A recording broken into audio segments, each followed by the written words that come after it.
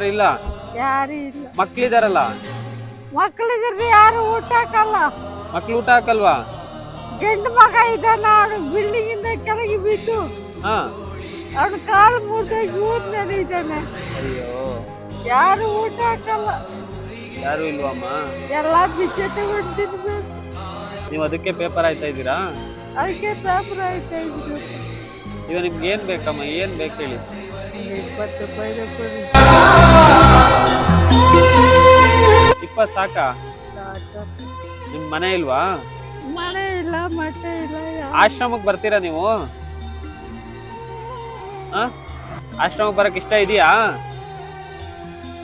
ಅಲ್ಲಿ ಬರಕ್ ಆಗಲ್ಲಪ್ಪ, ಪೇಪರ್ ಆದ್ರೆ ಕುಡಿಯಕ್ ಆಗಲ್ಲ. ಅಲ್ಲಿ ಕುಡಿಯಕ್ ಆಗಲ್ಲ. ನಿಮ್ಗೆ ಡೈಲಿ ಕುಡಿಬೇಕಾ? ನಮ್ಮ ಯಜಮಾನ್ರು ಕಳ್ಸಿ ಬಿಟ್ಬಿಟ್ಟು 6 ವರ್ಷ